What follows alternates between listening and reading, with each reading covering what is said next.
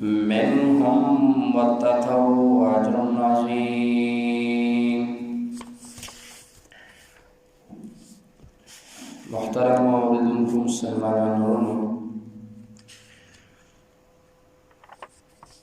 مخکې د غزوه رجیع د یو واقعې په هغې کې صحابه کرام رسول الله لیږلي وو غصفان نه د دې لپاره چې د مکې والا خبر راوړي. بعثهم رسول الله الى اهل مکه ليخبروه، او دا نبی صلی الله علیه وسلم كانوا بين غصفان ومكة، مكي او د غصفان ترمنځ. تفصیلا واقع مخکې تېره شوې وه چې دې کې نور شهیدان شو، 3 کسان پاتې شو. یو عاصم چې دای شهید که په غزي باندې، او د هغې ملګري 7 کسان، او زید رضی الله عنه، خبیب رضی الله عنه، یو بل صحابي، دا 3 ژوندي ونیول. هغه 3م کس هغه هم د دې سره ملګری کېده نه، هغې به ځای شهید که. بیا دی حبیب رضی الله عنه او دا زید دا یې خرڅ کړل په بنو حارث باندې. د هغې واقعې مخکې مونږ ویله، زید بن دثینه صفوان بن امیه اخیستی و چې د پلار په بدل کې مړ کړي، او حبیب رضی الله عنه چې و بنو حارث هغې واخیسته په پیسو باندې چې د خپل نیکه بدل والي او زامن د پلار بدل والي. نو د هغه د واقع پاتې ولګې شانې چې کله حبیب رضی الله عنه بوتو او بنو حارث بن عامر بن نوفل په مکه کې د دې خلکو نه واغسته په پیسو باندې، او دې خلکو ځکه اغسته چې اصل وجه دا وه چې حارث د دې مکې والا یو مشر سړی و. نو د بدر په میدان کې حبیب رضی الله عنه مردار کړی و، نو دوی ورته ډېر قهر و. نو دوی چې کله کور ته راوسته، فمکث عندهم اسیرنا، څه ډېر وخته پورې د هغې سره قیدي و. یو ځل یې مشوره وکړله چې دا خبیب وجل غواړي، پانسي کوي. نو اذا اجمعوا قتله، دا یې مشوره وکړله چې دا اوس پانسي کو او وجل غواړي. حبیب رحمه ته چې پته ولګېدله چې دا کسان ما اوس وجلي، پانسي کوي مې، نو د 2 کارونه وکړل. یو داسې کار یې وکړو چې استعار موسی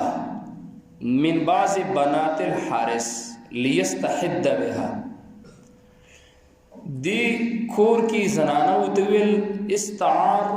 عاریتن، یو شی د چا نه اخیستل، لکه یو سړی وایي ته راکړه لکه ناخن کاټه، دا نګونه پرې واړه کړمه، ته راکړه لکه قینچي چې دا برید پرې واړه کړمه. نو په هغه وخت کې به دا چړې استعمالېدلې ایښتو د کټ کولو دپاره. نو دوی ویله چې ماله یوه چاړه راکوي. نو استعاره موسی من بعض بنات الحارث، په کور کې د حارث د نونو د یو چا نه چاړه وغوښتله د دې دپاره چې سنت پې واخلي، لیستحد بها، ځان پې صفا کړي. نو هغې راولګېدله او په اعاره هغه چاړې وله ورکړله. دا ښځه په خپله قصه کوي، دا کمې ښځې چې دي حبیب رضی الله عنه له چاړه ورکړې وه. وایي په غفلتو عن صبي لي، وایي په کور کې زما یو ماشوم زوی و، نو زه څه په کار باندې مشغوله شوم، او په دې کې دا ماشوم په دې لوبو کې فغفلت عن صبي لي د ماشوم نه لږ غافل شوم دا ماشوم استورغه او د دې خبیب رضی الله عنه په دې خطه باندې کېناست خواله راغی فدرج الیه حتى اتاه فوضعه على فخذه د خبیب رضی الله عنه مسمینه وکړه چې ماشوم خواله راغی است په دې زنګون باندې کېناو نو دا خزوی فلما رأيته فزعت فزعا یا فزعتا و چې ما شوم ولید چې اخ د په غېږ کې ناسته نه وای زه داسې ویریدم او هلته خو د خبیب رحم څه چاړه ورسه وه او بل طرف ته د مرګ خبرم دی چې اوس به وجني او پانسي کوي به شهید کوي به نو دا ښځه خپل بیان کوي چې ما ولیده نو زه ویریدم نو دی خبیب رضی الله عنه فعرف ذلك مني خبیب رضی الله عنه زما دا یره محسوس کړله او دای معلومه کړله خو چې ما ورته خیال کاوه نو په یده موسی د دې خبیب رحمه په لاس کې چاړه ورسره و چې کله زه ولیدم چې ویریدم نو ما ته غږ وکړو چې بنت حارث اتخشین ان اقتله ته په دې ویریدي چې کنه ستا دا ماشوم به زه په دې چاړه لال کم او زه به مړ کم ما كنت لافعل ذلك ان شاء الله و دا کار موږ مسلمانان نه کوو ځکه اسلام کې د ماشوم او د ښځې وجل په جنګ کې هم ناروا دي نوې دا ښځه په خپل بیان کوي وکانت تقول د بنت حارث به دا خبر ډیره کوله چې ما رأيت اسيرا قط خيرا من خبيب وای ما چرته په ژوند کې داسې قیدي نه دی لیدلی د اوسه پورې خیرا من خبیب چې د خبیب رضی الله عنه نه ډېر ښه ولې وای ما ولید یو ځل زه ورغلم په کمره کې دی لقد رأيته يأكل من قطف عنب ما ولیدو چې یو غونچک دی د کجورو د انګورو او د دې خبیب رحمه مخې ته د انګورو غونچک پروت دی او خبیب رحمه د انګور خوري وما بمکه یومئذ ثمره او په مکه کې په هغه وخت کې انګور نه وي انګور موسم نه او قلارې د انګور پراته دی او خوړلې وانه لموثق في الحديد او ما ولیدو چې خبیب رحمه په زنجیر کې تړلی او د انګورو غونچک ورته مخې ته پروت او خوړلی وایي ما داسې قیدي نه دی دا د هغه کرامت و مخکې مې ویلي د عاصم رحمه کرامت و په ژوند او پس د مرګ د ډېرو صحابو کرامتونه مرګ ورکوه نو خبیب رضی الله عنه وایي ما داسې ناشنا قیدي ولیدو چې داسې قیدي ما نه دی لیدلی وایي بیا وایي وما کان الا رزقا رزقه الله وی دا د خبیب رضی الله عنه د الله د طرف نه میلمستیا کوله دا دغه کرامت و دا دغه رزق چې الله ورکاو بیا وی خبیب رحمه د لاس نه ونیو فخرجوا به من الحرم د حرم د حدودو نه بار کړ ځکه مشرکین مکه وم د الله د کور ډیر تعظیم کاو په حرم کې به سړی نه واجو وی استداد د لاس نه ونیو بار ته وسته وی دی خبیب رحمه ته ویل چې یو کار وکړي دعوني اصلي رکعتين ما لږ ساعت له پرېږدوئ زه 2 رکعته لمونځ کوم خیر که بیا مې وجنئ نه مړ مې کوي پانسي کوئ مې پانسي مې کوي خو 2 رکعته کوم د دې وجه نه وایي دا اول من سن رکعتين من القتل د مسلمان د کله قصاص کېږي نه نو دا سنت طریقه ده دا د خبیب رحمه ده چې دا به مونځ کې اوس هم چې چا باندې د پانسۍ اډر وشي او کله پانسي کولی شي نو په هغه شپه باندې د خپل رب ته پرېږدي نفلونه کوي نو وایي ده چې کله 2 رکعته مونځ وکړو او سلام یې وګرځه رالی نو دې کسانو ته وایي لولا ان تروا ان ما بي جزع من الموت لزحتو وایي ارمان که داسې نه وی چې تاسو دا خبره نه کوله چې د کاري خبیب د مرګ نه یېرېږي اوس ټیم بچت کوي اوږده رکعتونه کوي وی کو دا نه وی نو ما به دا مونځ لږ ډېر کلی م وی خو بس او بیا لاس پورته کړه وی خیري یې وکړلې او خیري م الله قبول کړلې هغه په خیرو کې یو خیره دا وه اللهم احصیهم عددا الله د یو یو شمار کې یعنی یو غر کا پت کې وقتلهم بددا خیري ورته وکړه او بیا د خولې نه یو څو اشعار راوتل دغه شعر یوه جمله دا ده ولست أبالي حين أقتل مسلما على أي شق كان في الله مصرعي ویل ولست أبالي هیڅ پروا نه لرم حين أقتل کله چې زه وژلی کېږم مسلمان یعنی که زه مسلمان مرم نو زما مقصد جنت دی هیڅ پروا نه لرم او نه مې څه پروا شته او که زه مړ شم على أي شق كان في الله مصرعي که په هر ډول ویږم نو په هر طرف لیدل زما د الله دپاره دي او بیا ویل وذلک فی ذات الاله و ان یشاء دا د الله دپاره دي او که الله وغواړي یبارک علی اوصال شلب ممزعي الله به زما په یو بند کې برکت واچوي بهرحال عقبه بن حارث پر پاسېده او وی تړه او بیا یې په توره باندې وه او شهیدي کړ بیا په دغه وخت کې چې کله دا شهید کړ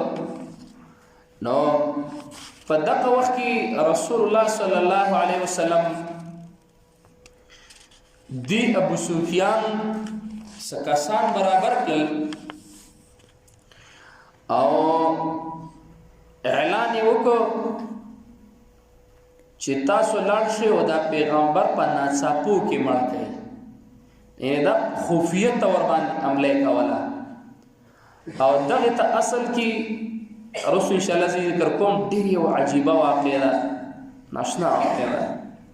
عمرو بن امیه زمری رسول الله صلی الله علیه وسلم دا ولېږه رسول ان شاء الله مونږ ویو سلمہ بن اسلم دا دوه کسان چې رسول الله په ابو سفیان پسې لېږلي خدا لګلو وجه د سوا چې ابو سفیان چې وو د مکی والا د جنگ مشري به د کوله ځکه چې ابو جهل کله مردار شو نو بیا به لمسونه او خبرې به ټولې د کولې نو مرګرو ته ویل چې ما احد یقتال محمدا یره په دې پیغمبر باندې به एकदम څنګه سړی ملا وکي ولی فإنه يمشي في الأسواق داسې آزاد ګرځي په بازارونو کې او په میلو کې ګرځي او زمون معلومات کوي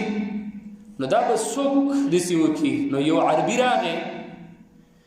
او هغه ویل چې دا کار به زه وکړم خو دی ابو سفیان ورته ویله چې لاړ شه دا سورلی مو واخله واعطاه بعيرا ونفقه او خرچه مل ورکله او تی ویل چې کتا دا پیغمبر مړ کو نو استاد لپاره به مونږ دسی وکړو چې څومره تا غوښته به مونږ تعالی درکو وی دی ویل چې زما معیه خنجر زما خنجر دی زمون پښتانان دا خنجر استعمالي زیات کړ دا چاړه نه چاړه مخکې به خلکو دا عام خلکو بدای او خایسم غاڼه اوسم ډیر ځینو کې رواج دی خنجر هغه د چړې په تور باندې تیرا نو دا خلک په بڑا کې اکثر نو دی غربي دا خنجر په بڑا کو اوس پیغمبر په سيزي او په ناساپو کې وي دی روان دی خو خرج ليلا على راحلته دا سپیرزوی د شپې راوته چې څوک رانه خبر نشي 15 شپې مزلې وکړو شپږم شپه باندې چې کله د مدینې ته راغی نو دبه د خلکو نه د پوس کاو چې هغه محمد بن عبد المطلب چیرته دی دې خدا سوچ چې دا محمد دا کني د عبد المطلب زوی دی نو چا وته ویل چې اوسې مونږ وکړو په دې ځکه او توجه الى بني عبد الاشهل او محمد رسول الله بني عبد الاشهل سم مساله د الته تله ده وې دا سړی راووتو یقود راحلته دا سورلی په ځان پسې راښکلی او روان دی بني عبدالاشهل ته چې کله راورسېده نو په عقله راحلته د سورلی بار پرېښودله او دنه رننوته اوس رسول الله ناست دی یؤم رسول الله فوجده فی جماعة من اصحابه رسول الله ناست دی او صحابه کرام هم ورسره ناست دي لمونځ یې کلی دی او یحدث فی مسجدی په جومات کې رسول الله بیان کوي صحابه ورته ناست دي فدخل دا غربي راغی نو چې کله راغی رآه رسول الله رسول الله ولیدو نو د صحابه ته وی چې هغه اینا ایکم ابن عبد المطلب وی د عبد المطلب پکې کم یو دی د عبد المطلب زوی کم دی ابن عبد المطلب خو رسول الله صلی الله علیه وسلم لما رآه دا سړی چې کله نبی سم په وره کې ولیدو نو قال لاصحابه اخذ الله نبی نو د صحابه ته وی ان هذا الرجل يريد غدرا وې دا سړی خو راغی خود د مقصد په موږ باندې ان عمله را باندې کې په ناصاپو کې او موږ زموږ څخه غدر او دوکه کوي نو په ذهبا دا سړی اور روان دي تر دې پورې چې په نبی صلی الله علیه وسلم خوانه راغی کأنه گویا چې دی د رسول الله صلی الله علیه وسلم سپټي خبرې کولې دسي لکه څوک چې د چا ځاني کار کوي کنه نو خو لرور راځي دي نور خلکو ته د څه ویل لکه چې زه د پیغمبر سره آشنایم او پټي خبرې وسکوم نو په دې کې اسید بن حذیر رضی الله عنه پجبزه دا سړی د سره راخ تنها عن رسول الله د رسول الله نه پډړه ک پدې کې چې کله دار راخکل نو جذبه به داخلي اظهار د دې لنګ نه د سره راخ شاته طرف نو چې کله دې بډې نه ونیونو په اذل خنجر د په دې بډه کې چاړه وا رسول الله صلی الله علیه وسلم تیغاگو کو اسید بن حذیر یا رسول الله هذا غادر د الله نبی ولداد غادر سړی ونیو رسول الله صلی الله علیه وسلم ته دمی یا محمد دمی دی اسید بن حذیر ونیولې ده رسول الله صلی الله علیه وسلم دته وی رښتیا خبره کوي کو دی رښتیا ویل نو تبه خلاصي فإن صدقتني نفعك الصدق واستار رښتیا به تعالی فایده درکې خو کو تا رښتیا ویل او کو دروغ دی ویل نو زبا خلکو ته هغه خبره وکما الله ما هممتا چې ته په کم قص باندې راغلی او چاره لګرای نو دا سړی ورته وایي چې سیدا خو ما ته به امني صبرته نه وای نبی سموي په انت امن بتا ته به امني ست نه نو په اخبارو به خبره ابو سفیان خبره وته وکړه چې زه خو هغه را لګلې ما ماته دسي ویلي رسول الله صلی الله علیه وسلم اسید بن حذیر ته وایي وې دا ځان سره کا کوړته بوزا فحبسا هغه ځان ثبوت یې ساره راوخته به ورته ویل تا ته امن دی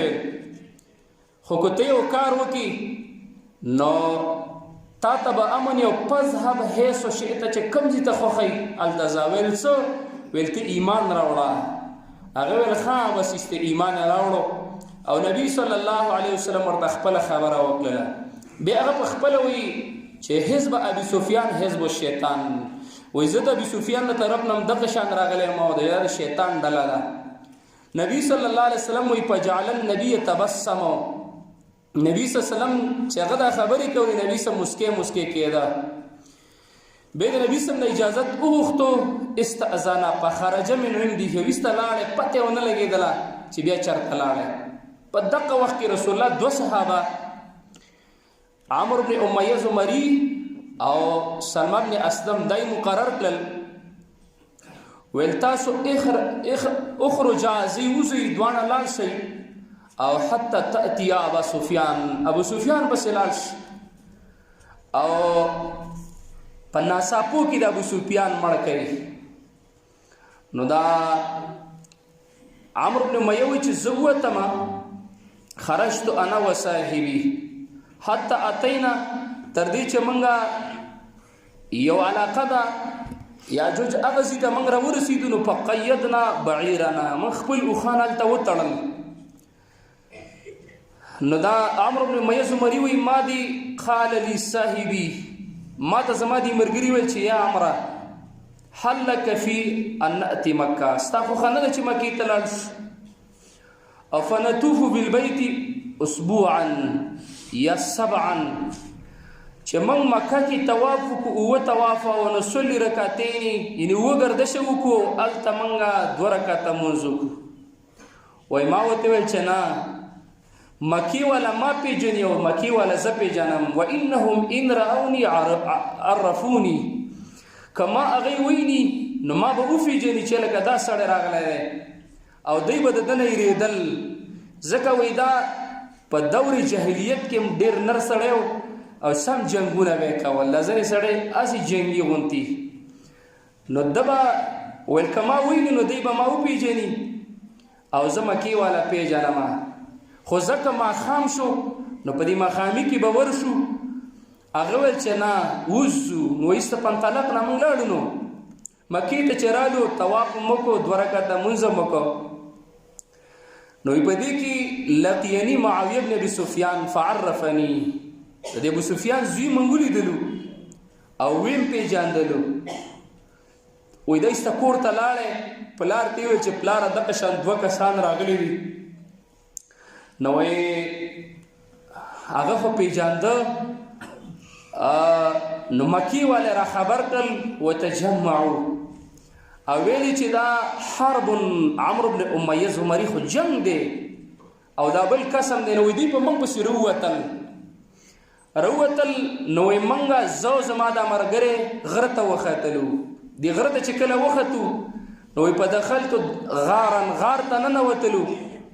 او په تغیبت عنه موږ ته ځان په دې غار کې پټ کا ساره پورې په دې کې وو ویأتو یطلبوننا فی الجبل او دا د سپیره زامن به دې غره نه راختل او موږ به یې کتلو. خو عجیبه کار دا و زموږ اوښان هم په د لارې تړلي وو خو الله ړانده کړل او الله عمی الله علیهم طریق المدینه د مدینې لار الله په هغې باندې پټه وساتله د دې نه ایهددو راحلتنا چې زموږ دې سولو ته ځان ورسوي. وایي چې کله سار شه سار نو په دې کې د دې مشرکانو نه یو سړی د عثمان بن مالک بن عبیدالله التیمي وایي دا روان دی یختل لفرسه حشیشا د دې اس دپاره واښه ریږي په دې غره کې. وایي ما دې ملګري ته ویل سلمه بن اسلم ته مې وویله چې که دا سړی موږ افسر نه موږ ویني اشعر بنا اهل مکه مکی والا برابندې خبر کی. وایي هغه ما ته ویله چې څه ورته ما ووایه ما وایي چې نه پرېږدم خو یې نه. وایي فلم یزل یدنو من باب الغار دا عثمان بن مالک را روان دی او دا واښه ریبي او په دې ریبو کې د غره خولې له راغی حتی اشرف علینا داسې بره راوخته په دې غار راښکاره شو.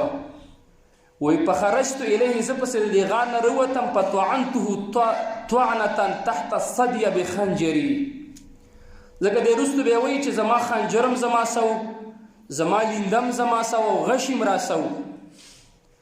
وایي ما په دې خنجر باندې زر په دې سینه کې وه د سینې نه لاندې فسقط وصاح وایي څه شاته ولوېده او چغې یې کړلې فاسمع اهل المکه په دې غره کې لاندې د مکې خلکو دا چغې واورېدې فاقبلوا رامنډې کړلې دی بیا وایي ودخلت الغار غار ته بیا ننوتمه وقلت لصاحبي دې ملګري ته مې وویل چې لا تتحرک ورې ونه خوځېږي څه نه چې خبر رانه نه شي. وایي دی چې راورسېدل